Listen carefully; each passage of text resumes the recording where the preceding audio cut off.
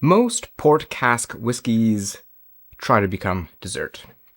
And honestly, a lot of them end up tasting kind of the same. Sweet, jammy, heavy. But this is the Paul John Port Cask, and I think it goes in a slightly different direction. Because instead of becoming syrupy like their PX cask whiskey, don't get me wrong, I love that bottle, this leans darker, a little more atmospheric. This feels less like cake and more like sitting outside after smoked brisket with a cigar and nowhere to be. It's got a great nose. So this is the Paul John Port Cask, an Indian single malt matured with Port and Tawny Port casks.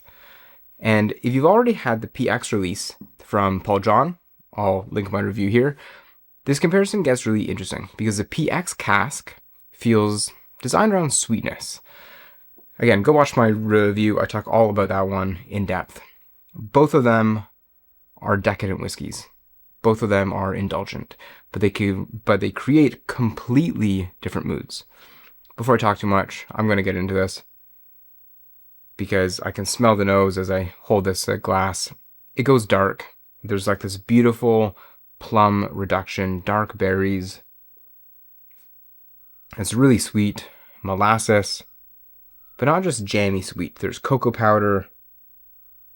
This thing that sort of reminds me of like a barbecue glaze that's sizzling in the heat, but also something like tobacco leaf, old oak. Reminds me of smoked cherry wood, like the smoke coming off of cherry wood.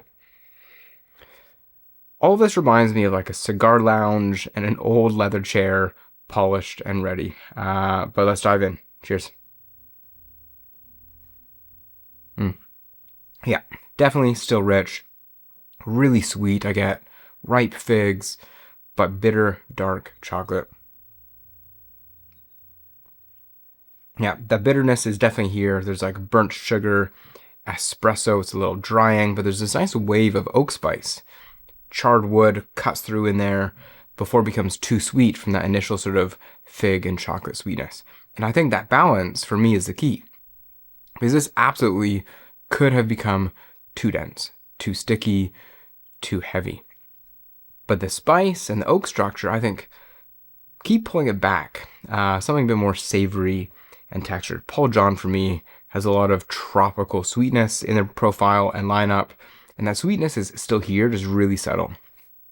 There's this almost like barbecue bark quality, if you know what I mean, like that sizzling dry bark after a smoker.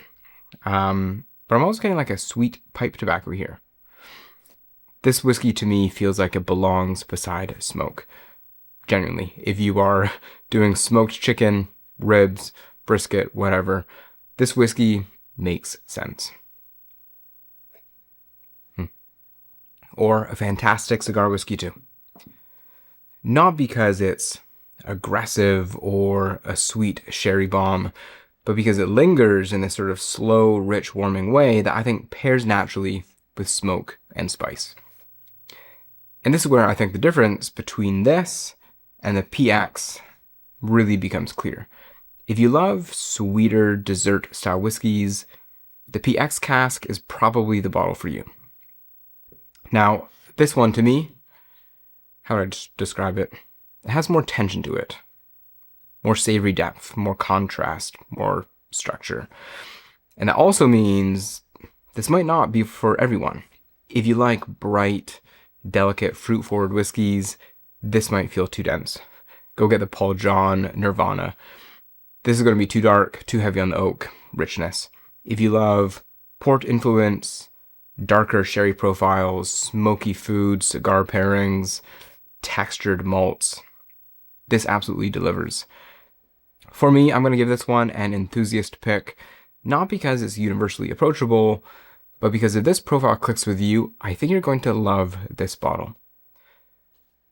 This Paul John Port Cask, I think, is also absolutely worth seeking out, especially if you are kind of tired of port cask whiskeys that just chase sweetness instead of character.